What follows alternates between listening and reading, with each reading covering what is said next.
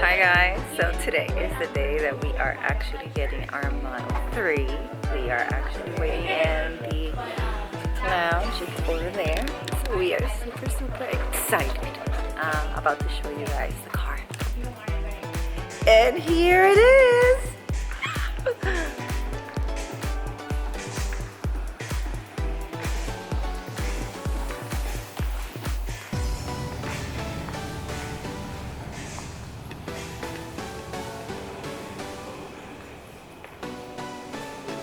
Here is the car. I love it.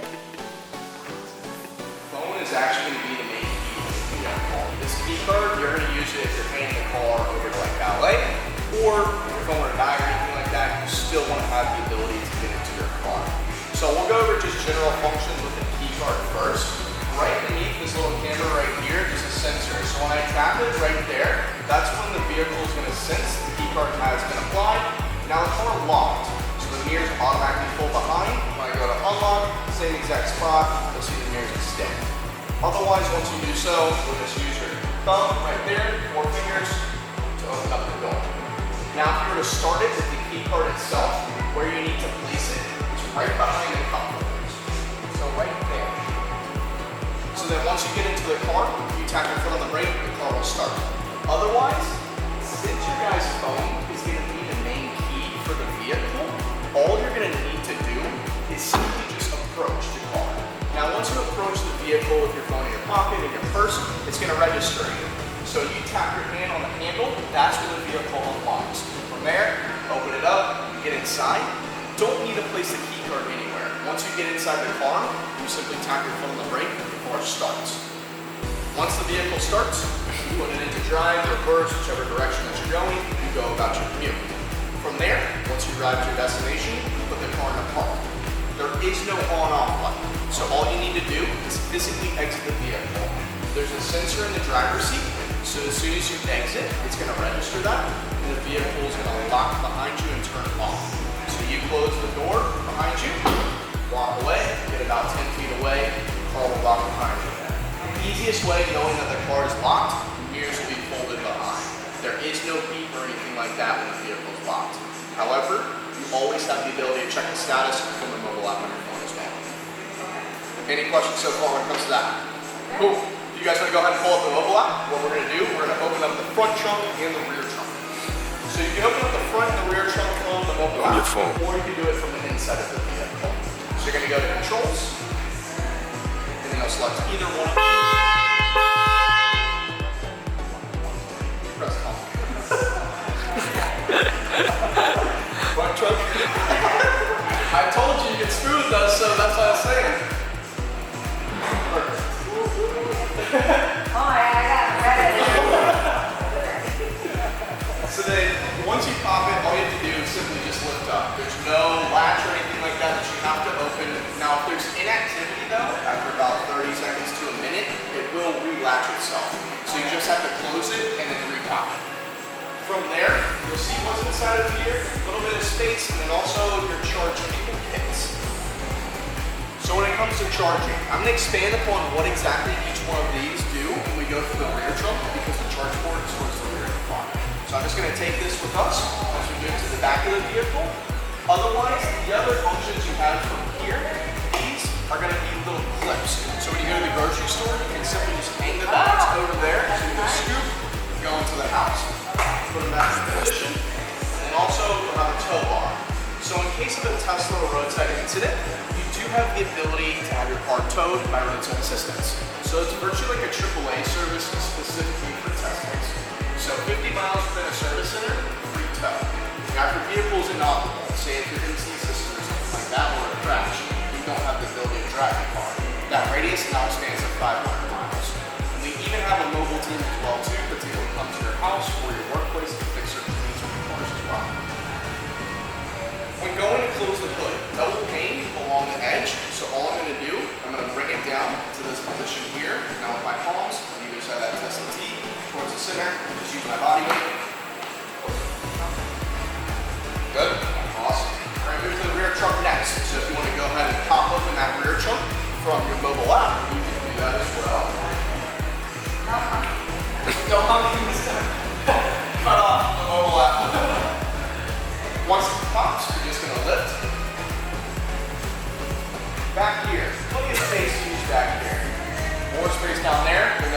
spare tire, so that's when that Tesla roadside assistance comes into play.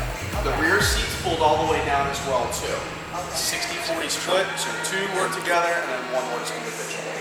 But you can fold those down to generate more space if you need to put larger things in the rear trunk. Now when it comes to charging, Is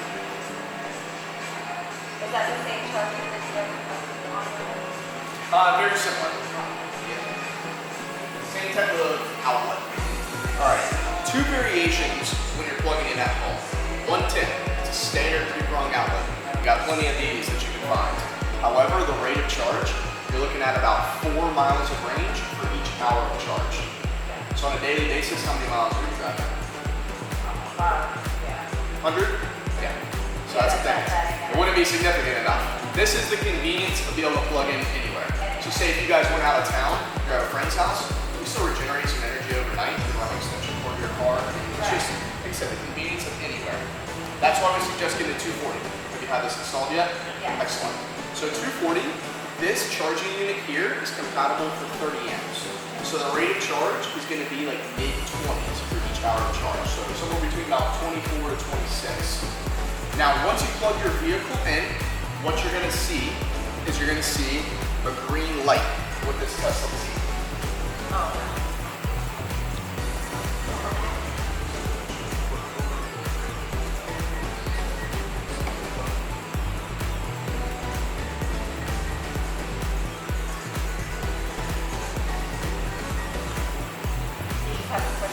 Yeah, I'm going to tell you exactly. I just saw the charge port door, it was hanging a little bit lower, so I just reset it so that way I can get it out. So initially before I plug my car in, it's going to be light blue. Light blue means that the charge port is unlocked. So now I have the ability to put the charge cable into the port.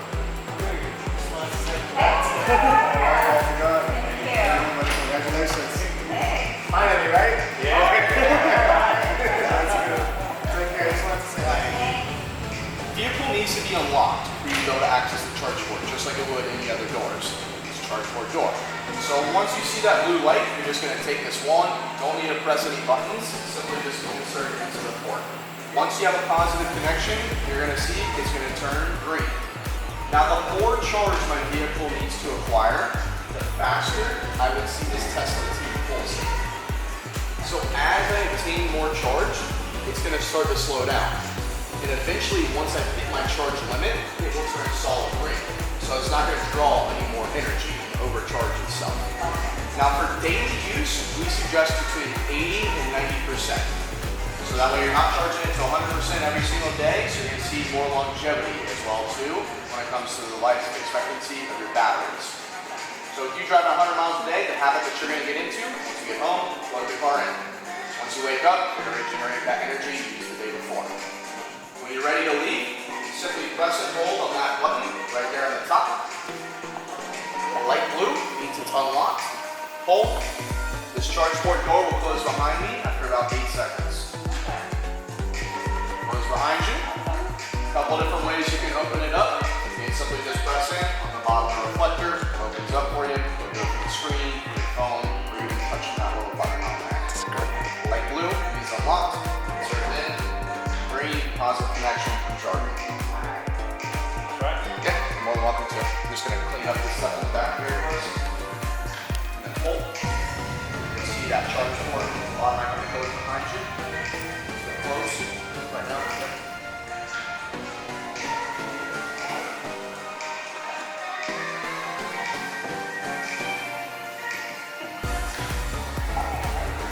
It's good. Cool. If you guys want to, I can even leave it plugged in as we're going through orientation, so that it maintains your complete charge as well. Alright, who's going to be driving home today? Alright, you're going to be in the driver's seat.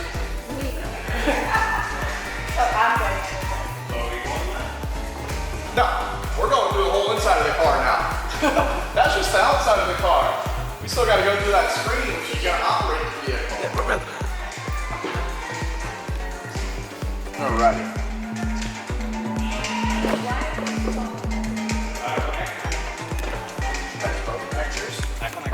That's because he connected his, you didn't connect yours.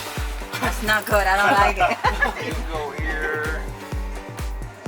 go to the little, it's a little Bluetooth icon at the top.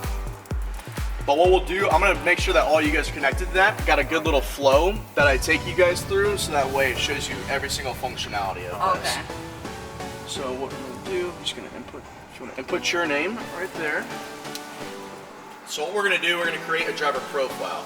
So ultimately when you guys get inside the vehicles, you guys can select your profiles. It's gonna store your seat preferences, your steering wheel preferences, your mirrors, but then also all the other general controls within the vehicle as well. So you're gonna see that you created your profile. So now what you're gonna do, you're gonna take some time to make adjustments to your seat, your steering wheel, and your mirrors. First, I would suggest doing so to your seat, because that's gonna ultimately determine the position of the steering wheel and also the mirrors. And how do I, like? Yeah, that's gonna, it's all through the screen. Oh. So where you see steering wheel, Yes. then you're gonna use, yep, exactly what it states within that. That's great. And then if you needed it to telescope in and out, then you would go to side to side. Oh, okay. So it's gonna be like this. Oh, okay. Okay, and then I'm done with that save. Save. Yep, you're gonna exit out of that. Then you're gonna do your mirrors. So go back, press that little car icon in the bottom left-hand corner, Here. and then select mirrors. All right, we'll close the doors, that way you can make your adjustments. And You can see which one it's selected on right now, and then when you do that same exact controls you did for your steering wheel, that's how it's going to adjust the mirrors. So when we say everything is from that 50-inch display, it's everything in the car. So there's only those two control studs behind the wheel, but otherwise that display is going to control the entire vehicle. I should do it. You can make changes at any point in time. You'll see at the top as well too, where it says save right beneath your name. Yeah. You can always save it or restore it to your previous setup. Save. Okay. All right, good? Yes. Cool. Just go ahead and exit out. Exit out one more time. Out there? Yep. Perfect. I'm going to go over to the left side of the steering wheel, and then I'm going to go through the rest of the controls within the vehicle. What might even make it easiest, when I'm in the passenger seat, I'll show you how everything is, because me doing it from the back, you might get a little bit confused. Okay. This is going to control your turn signals, your Okay. high beams, and also two functionalities for your windshield wipers. Okay. So a brief up, you're gonna see it blinks 3 times and then it no longer populates. So see right there? Yeah. 1, 2, 3, turns off. All the way up, continuous. Okay. Same thing with the left. Brief down, it's a 3 blink, all the way down, it's continuous. Okay. Push these away from you. You will end up having auto dimming high beams. So your high beams are never gonna have to be turned on yourself. They will automatically adjust if there's a car in front of you or there's a car behind you. Oh, that's awesome. Now, if you wanted to flash them, you just pull them towards you, and you'll flash your high beams. Okay. Now from there, this little button on the end, one press in, just is gonna wipe the windshield wiper blades once. If you were to press and hold, it sprays the windshield wiper fluid and wipes accordingly. Otherwise, you're not gonna really have to mess around with your windshield wipers because they are automatic. Okay. So they're I automatically know, gonna everything is wipe automatic. according to how much rain is on the windshield. Oh, wow. Cool, so that's gonna be the left side. Okay. Here is just more so going to be general controls for like your windows, and then also getting in and out of the car. So getting out of the car, you press that button there, and then you swing the door open to exit. There is an emergency pole. You don't want to use that unless you have an emergency getting in and out, which is going to be right here. So that's like a regular. This is their regular everyday function. Okay. But if whatever reason it doesn't open, then you just That's in case of emergency. emergency. Yeah. Okay. But you don't want to use that because this is a frameless window. Okay. So what it does, it actually can make the window jump off the track. What does that mean? Jump off the track. Like get That out? means it wouldn't work. Oh, okay. Your window wouldn't go up and down. It has to be on a track. Okay. Just like you were to put like a car on a track. It Okay. goes off the track, Yeah. it's not going to go anywhere. Okay. If it stays Gotcha. on the track, it's going to carry out its functions. Okay.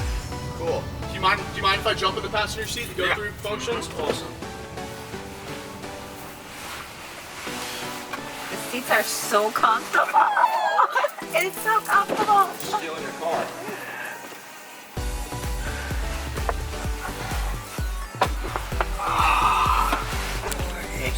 should have gone pretty close. You were closing it too rough. It'll be very gentle. It's magnetic. So if you sit there and try to do this, it's just not going to work. Close, close the lid gently. Wow. Okay. All right, we're going to start from this side here, and then we'll go down and over. Okay. This is going to show you a status of your vehicle, so what's happening with the car kind of at all times. So right now, it shows the vehicle is charging. So when the car is plugged in and the vehicle is locked, you can't take the charge cable in and out. So the vehicle needs to be unlocked for you to be able to take that cable out of the port. Okay. Opening up your front trunk, your rear trunk, and then functions for your charge port door. Okay. This little lens is going to show your rear view camera. And then when you put the car into reverse, this will automatically show up as well too. Okay. Can you drive with it? You can. You can? This is going to be charging screen. So right now, I'm going to move the limit up a little bit. I'm going to move it to about 90%. Okay. So for daily use, we suggest that 80 to 90%. Now, if you're going to go on a road trip, draw it all the way up to 100 to get your full 310 miles of range. Okay. You can do this from here, or you can even do it from your phone as well too. Okay. Voice command, you can select the little microphone there. The easiest way to carry it out is going to be from this right scroll wheel. So if I press in, I can carry out my voice commands, and I'm going to show you what those are as well too. Awesome. As soon as that disappears. All right, right beneath here, it's going to show what the current state of your windshield wipers are. So it's in automatic. So when I select that, it's going to bring me to the next screen. Don't have to worry about turning them on and off. If you wanted to have a manual wipe for your windshield wipers, that's what these little bars are. So 1 is the least significant, 4 is the most significant. Swipe again to the right, it's going to be a trip monitor. So it shows you how far you've been traveling, average energy that you've been using. You can rename this first 2 trips and reset the monitor. And then you can keep swirling down and see what other readings you have as well too within the vehicle. Okay. 1 more to the right. This is going to show when you're approaching any obstacles. So say if you're pulling in a parking spot, it's going to show you closing that gap in front of you. Even will close it all the way to 12 inches before telling you to stop. Okay. Any questions when it comes to this stuff here? No. Okay. We're going to go into the controls of the vehicle. So I press that little car icon. It's going to populate my quick controls. So right now, your headlights are going to be on automatic. Okay. Your fog lamps are on automatic as well too. If you needed to make adjustments to your mirrors or your steering wheel, you can do so directly through there. Okay. Folding your mirrors in, they will automatically fold behind you once you lock the vehicle, but if you did need to manually fold them, you can do so by that button right there. Alright. Window locks, so that way you would be the ultimate controller of all the windows within the car. It's going to be this button right there. And then your display brightness, so the car is going to automatically adjust this display screen according to how much light is coming into the cabin. Okay. Next we go to lights. So right now I'm going to turn everything onto auto, so that way once the vehicle is going to have interior lighting within your feet and the door jambs, once it's dark outside, the dome lights will turn on as soon as you open the vehicle's door. Once you close it, after about 30 seconds, they'll dim out as well too, or if you put the car in a drive. Okay. The little gear is specific controls within my lights.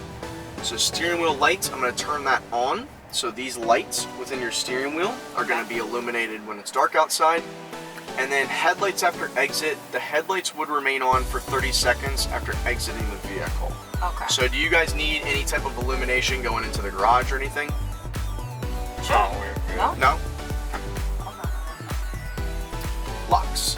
You're going to see both of your guys' phones connected along with the 2 key cards. Window lock and child lock. And then the little gear is going to be specifics. So I'm going to turn that on. Once you arrive to your destination, you put in the car into park by pressing that silver button on the end. Now the doors are going to unlock. So people from the outside can enter into the inside. When you walk away from the vehicle and then close the door behind you, the car will automatically lock as well too. You can always check the status from the mobile app on your phone. Okay. Displays, everything is on automatic, automatically adjusts for the daytime, the nighttime, and also the brightness. As you use the screen more and more, smudges will accumulate.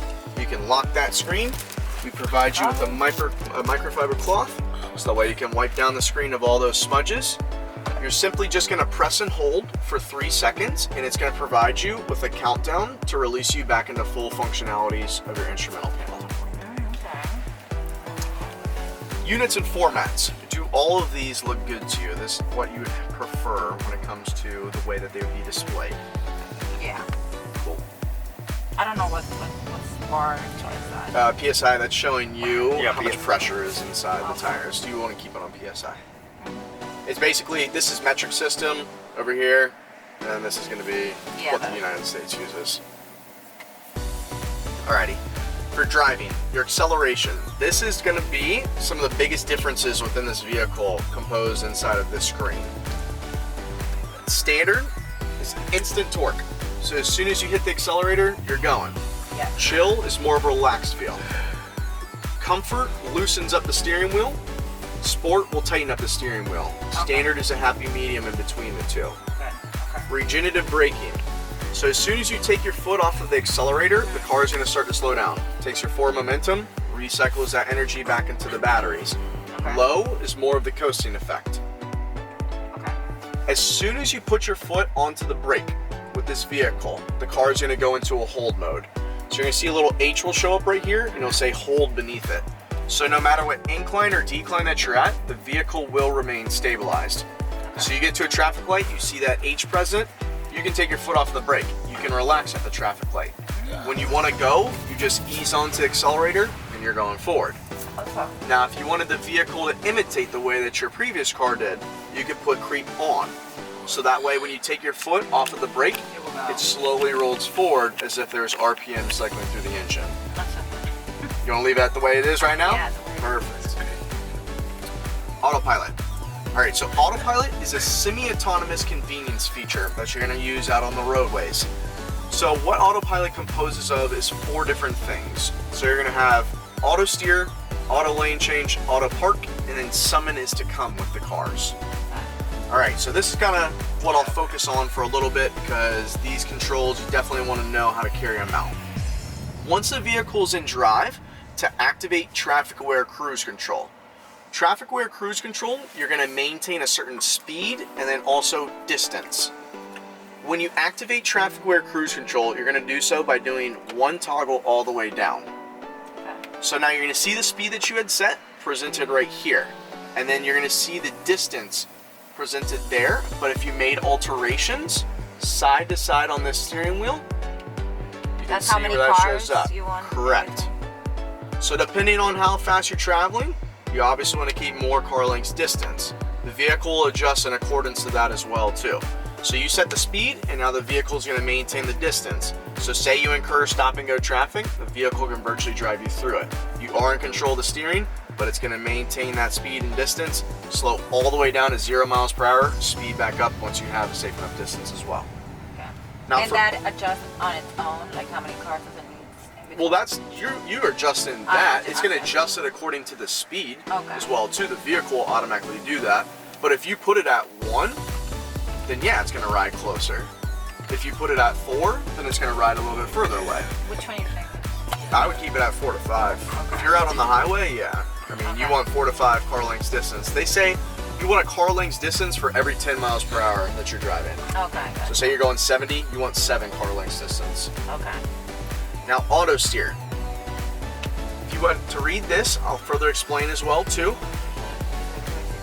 So ultimately, it's stating that's still in beta. So it's in a learning phase. So as time progresses, more and more functionalities are going to be pushed to this vehicle via wireless over-the-air software updates. Okay. So once you're ready to activate auto steer, you're going to see a steering wheel populate on this side right here. You're going to see the speed limit show up right there, and then you're going to see the speed that you're traveling presented here. Now once you see that gray steering wheel on the left-hand side, that's when you know auto steer is available to turn on. So the vehicle has captured lane markings within the road and it feels comfortable for you to activate that functionality. The way you'll turn it on, you're in drive, 1, 2. So 2 toggles all the way down. From there, the vehicle is going to maintain the certain speed, distance, and now the lane as well too. So what you're gonna wanna do, gently leave your hands resting on the wheel. It likes to feel tension within the steering wheel. Now, if your hands were to come off the wheel for an extended period of time, the car would go through a series of progressions and notify you to put them back on. So first it just says, please keep your hands on the wheel. Then from there, a white light is gonna pulsate quicker and quicker. If you don't listen to that, you're gonna hear a noise over the speakers. Don't listen to that functionality, then the car will come to a complete stop, turn on the hazard lights. You can't use auto steer for the rest of your commute. Okay. So if you start to see those progressions, grip the wheel, give it a little wiggle, let it know that you're still there. Because sometimes even if your hands are just resting on it, it might not be enough tension. Okay. Now, if you don't feel comfortable with an auto steer and you want to take control of the steering, you can do so at any point in time. You just have to counteract what auto steer is carrying out.